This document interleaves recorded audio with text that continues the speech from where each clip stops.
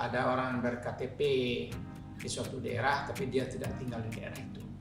Itu setiap tahunnya kami akan melaksanakan validasi data dan verifikasi data kependudukan Kota Padang Panjang. Yang domisili dan non domisili itu sudah kami berikan kepada OPD, terutama OPD yang menyalurkan bantuan. Salah satu yang mendapat bantuan itu adalah betul-betul warga atau kakak yang berdomisili di Padang Panjang. Kalau menghapus data orang, dihapus mau dikemanakan orang?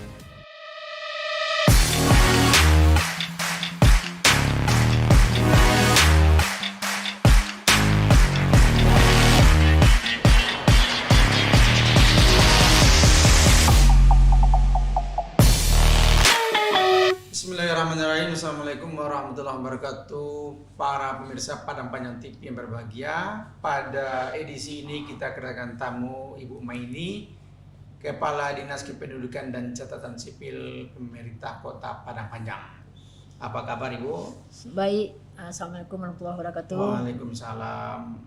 Pemirsa yang berbahagia, akhir-akhir ini ada yang banyak diperbincangkan oleh masyarakat kita, yaitu tentang kependudukan, khususnya kartu tanda penduduk. Ada orang ber-KTP di suatu daerah tapi dia tidak tinggal di daerah itu. Ada juga orang yang tinggal di daerah luar tapi dia ber-KTP di sini. Kemudian terkait dengan adanya bantuan-bantuan, maka di sini ada permasalahan. Ada yang ingin merasa mendapatkan bantuan itu, tapi karena suatu ketentuan dia tidak ingin mendapatkan, akhirnya kecewa. Dan untuk menjelaskan ini semuanya kepada kita bersama, Ibu Maini akan menerangkan bagaimana sebenarnya hak-hak penduduk berkaitan dengan kartu tanda penduduk ini sesuai dengan peraturan perundang-undangan negara Republik Indonesia.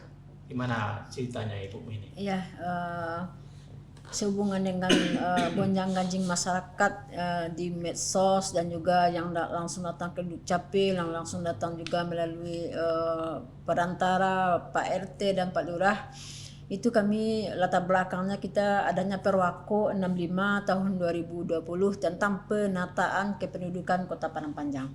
Yang melatar belakangannya ini adalah karena gonjang-ganjing tadi, dan juga kami juga salah satu juga kewajiban bagi kami Dinas Dukcapil itu setiap tahunnya kami akan melaksanakan validasi data dan verifikasi data kependudukan Kota Padang Panjang. Itu latar belakang kita. Kemudian juga latar belakang kedua, dengan adanya sekarang ini di suasana pandemi COVID-19, sehingganya masyarakat kita di Padang Panjang ini ada masyarakat kita itu yang betul-betul berdomisili di Padang Panjang, yang non domisili.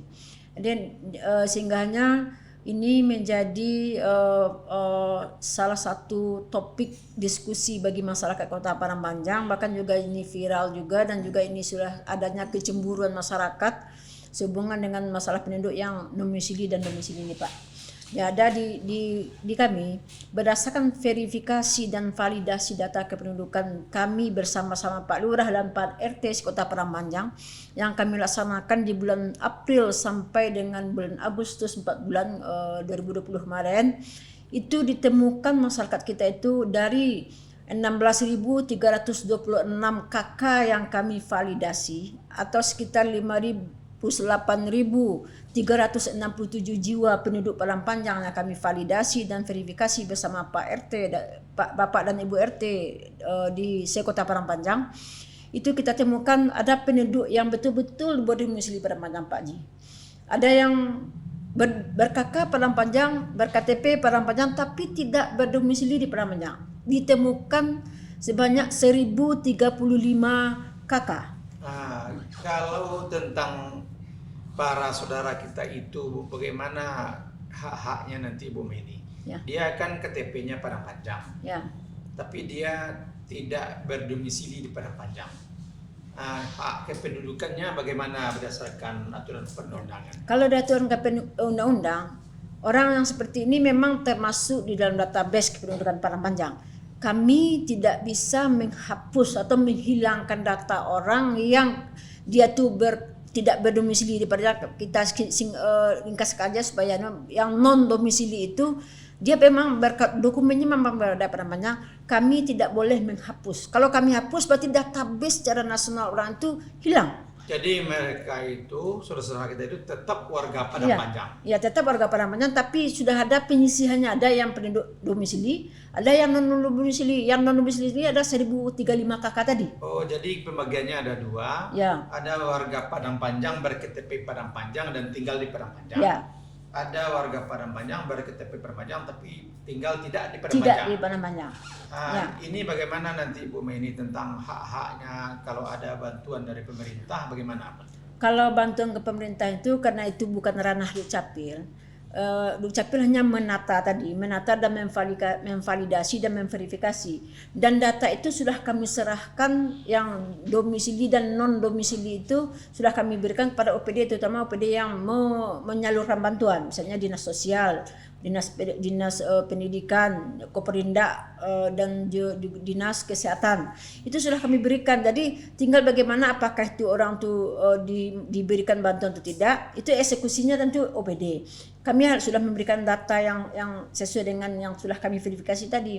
Tapi setelah kami baca persyaratan dari OPD, ketika kita validasi seluruh kepala OPD yang ikut dilibatkan, kalau kami capil di Seling Atas, itu salah satu persyaratan yang dibuat oleh OPD untuk mendapatkan apakah itu dana UMKM, apakah itu dana bantuan sosial BST yang dikelola oleh dinas sosial. Itu salah satu yang mendapat bantuan itu adalah betul-betul warga atau kakak yang berdomisili di Padang Panjang.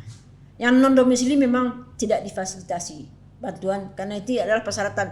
Dan ini juga keberanian kami juga menyampaikan saran itu kepada OPD dan juga termasuk pada pimpinan daerah, Pak Wali, Pak Wakil, dan pengambil keputusan. Kami juga sudah audiensi dengan Dirjen Dukcapil. Jadi ketika di audiensi Dukcapil kami sampaikanlah laporan ini. Bahkan Pak Dirjen pun mengatakan kalau menghapus data orang, dihapus mau dikemanakan orang. Tapi kalau dinonaktifkan silahkan. Dan jika perlu orang itu kalau yang tidak berdomisili di Padang Panjang itu, yang non domisili itu memang tidak difasilitasi dengan yang dibebankan pada APBD. Itu ya, Pak. Ya, informasinya karena mereka itu tidak mendapatkan bantuan karena kan keterbatasan juga. Ya, keterbatasan anggaran kita juga. Maka diutamakan dulu yang domisili. Warga kita berKTP Padang Panjang dan berdomisili di Padang Panjang. Kalau persentasenya bagaimana itu Bu Meni? Antara warga Padang Panjang berKTP Padang Panjang tinggal di luar Padang Panjang dengan warga lain berKTP luar daerah tinggal di Padang Panjang. Kalau presentasinya mungkin lebih besar yang non domisili ini. Yang berKTP luar Kota Padang Panjang itu mungkin tidak berapa lah. Karena apalagi dengan suasana dengan pandemi Covid sekarang ini, kalau dia tidak berKTP Padang Panjang otomatis dia tidak diberikan bantuan, otomatis dia harus mengurus dokumennya. Di kami memang tidak tercatat penduduk yang berKTP luar Kota Padang Panjang itu, karena itu dia tidak melaporkan kedatangannya ke Padang Panjang. Intinya kalau masyarakat itu kalau dia mau datang Padang Panjang sudah lebih dari 1 tahun datang atau keluar dari Padang Panjang, wajib mengurus dokumen kependudukannya. Itu tertera dalam Undang-Undang 23 2006 pasal 15. Jadi 6 bulan dia tinggal di Padang Panjang. 1 tahun lah, 1 tahun tinggal di Padang Panjang. Wajib mengurus dokumen kependudukannya. Kalau dia mau menetap Padang Panjang harus mengurus dokumen kepindahnya dari daerah asalnya. Kalau dia keluar dari Padang Panjang sudah lebih dari 1 tahun, itu harus mengurus kepindahannya ke tempat yang lain. Ke tempat yang dia tinggal sekarang. Ya. Jadi idealnya warga yang berKTP Padang Panjang tapi dia tinggal di luar Padang Panjang lebih dari 1 tahun, harus itu idealnya dia melapor ke daerah setempat untuk menjadi warga itu. Urus pindah kepada kami dulu di Capil. Urus pindah ke Capil dulu, nanti melapor dia ke Capil tempat dia tinggal sekarang ini. Nggak lama-lama kok Pak Haji. Sekarang apalagi yang pindah keluar itu datang ke Capil buat kakaknya, kami langsung bikin. Kalau dulu dengan itu ada dasar hukumnya, Perpres 96 2018. Jadi kalau masyarakat kita ini nggak ribet-ribet, nggak sulit sebenarnya. Tapi masyarakat itu yang mungkin yang belum sadar dengan tertib administrasi kependudukan. Informasi yang kami dapatkan Bu Meni, orang kan senang tinggal di Padang Panjang, Ya. berlomba-lomba untuk menjadi warga Padang Panjang. Ya. Nah, bagaimana sebenarnya dalam catatan sipilnya, Bu? Kalau catatan sipilnya, kalau kami kan mencatat, kami alasan kepindahan itu enggak menjadi prioritas. Kami dia datang melapor mencatat ketika dia membawa persyaratan resmi. Tapi kalau dari kami pengamatan kami memang datang ke Padang Panjang ini tapi dalam suasana pandemi Covid ini mungkin ada orang pulang kampung, memang banyak orang pulang kampung Pak. Jadi orang datang ke Padang Panjang saja dari data kami sampai 31 Desember, dari Januari sampai 31 Desember itu ada 1.700 kurang lebih yang datang ke Padang Panjang. Yang keluar juga ada banyak, lebih juga sekitar 1.300 yang sudah keluar juga dari Padang Panjang. Nah, alasannya pulang kampung itu seperti ini, yang dalam suasana ini pandemi Covid. Kemudian kalau yang jauh-jauh hari sebelumnya Pak, yang tahun-tahun sebelumnya kepindahan orang ke Padang Panjang itu, Padang Panjang ini memang daerah istilahnya manis bagi masyarakat yang ingin ke Padang Panjang. Pertama, fasilitas pendidikan, nyamannya belajar di Padang Panjang, pendidikan dulunya gratis segala macam, kesehatan juga, fasilitas kesehatan, akses orang lebih dekat. Contoh orang daerah interland kita lebih dekat itu. Kemudian juga pasar kita juga istilahnya kita bagus, representatif, lokasi kita representatif, walaupun kota kecil tapi manis begitu. Udaranya sejuk. Kalau untuk belajar Pak, Padang Panjang ini udara yang paling nyaman untuk belajar. Sekolah ya, nyaman. Untuk tempat tinggal dari tua nyaman. Nyaman ya. Kemudian lagi mungkin juga bisa Bu Meni sampaikan sampai sekarang apa saja yang sedang dilakukan dari catatan sipil untuk tertib administrasi kependudukan di masa yang akan datang. Ya, pertama masalah Perwako 65 ini kami sampaikan juga pada masyarakat. Kami yang menonaktifkan penduduk itu memang dari hasil validasi RT, yang tahu penduduk itu kan Pak RT Pak Ji. RT. Jadi kami betul-betul orang yang dinonaktifkan itu adalah memang betul-betul tidak berada di Padang Panjang, tidak diketahui keberadaannya di Padang Panjang. Dia sudah keluar dari kota Padang Panjang. Memang itu hasilnya. Namun dalam ini kami hari ini belum menonaktifkan. Kenapa? Perwako kita ini kan Desember. Kita sosialisasikan selama 3 bulan dulu Pak. Kita sosialisasikan pada masyarakat hari ini melalui Padang Panjang TV. Kemudian nanti kita akan lanjut dengan namanya Dukcapil menyapa masyarakat secara virtual, akan dilaksanakan nanti di rencana hari Kamis tanggal minggu depan. Kemudian di Kamis berikutnya.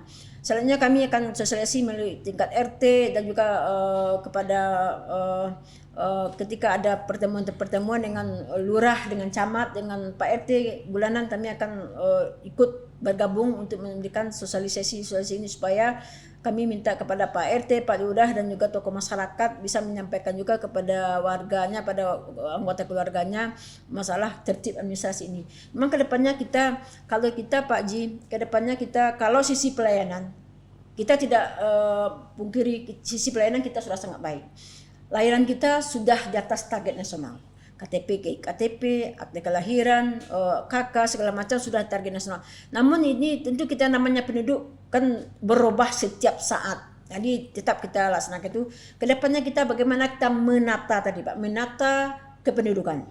Salah satunya menata kependudukan, terutama kepemilikan dokumen kependudukan. Apa saja bentuk-bentuk kemudahan yang telah kita berikan kepada masyarakat Bu Meni tentang pemilikan KTP misalnya? Ya, sangat mudah dicapil di Padang Panjang. Ya kita kalau KTP kalau rekam itu memang harus kecapil. Ya, kemudian waktunya sebentar. Kemudian juga birokrasinya dipangkas. Dengan adanya Perpres 6 2018 itu pemangkasan. Jadi masyarakat kalau dia ngurus KTP elektronik, kalau mau rekam perdana itu langsung saja datang ke Dukcapil bawa fotokopi KK. Kalau dianya KTP-nya rusak, KTP-nya ada elemen data yang berubah, bisa dikirim. Kalau tidak sempat, kirim aja melalui RT atau mendaftar melalui online Paduko. Nanti kami tawarkan mau diantar ke rumah atau mau dijemput. Namanya laskar, langsung antar sampai ke pintu rumah. Kami berikan posisi tawar seperti itu kepada masyarakat melalui Paduko tadi. Jadi masyarakat kadang-kadang, ya Bu, kami biarlah kami jemput. Nah, kalau masyarakat kami antar. Tapi yang sering kami antar itu yang sakit, yang lansia, yang disabilitas atau yang sedang berhalang tetap, itu tetap kami antar sampai ke pintu rumahnya KTP elektronik itu. Jadi kemudahan itu sudah sangat dipermudah bahkan. Kemudian juga ini juga salah satu tuntutan kita di dalam pelayanan kita, kami hadir membahagiakan masyarakat itu, kami siap untuk memberikan pelayanan yang terbaik. Kemudian masalah belangko KTP Pak Haji, belangko KTP kita ready, siap dengan belangko yang tersedia. Bahkan nasional sekarang ini stok belangko kita di pusat itu lebih kurang 20 juta. Jadi kalau daerah habis, ya sekarang kita koordinasi aja dengan provinsi yang memfasilitasi untuk mengambil belangkonya. Alhamdulillah Sumatera Barat sekarang ini stok belangko kita cukup tersedia, dan di Padang Panjang juga tersedia. Jadi bagi masyarakat kita yang ingin merubah KTP-nya, amat merubah,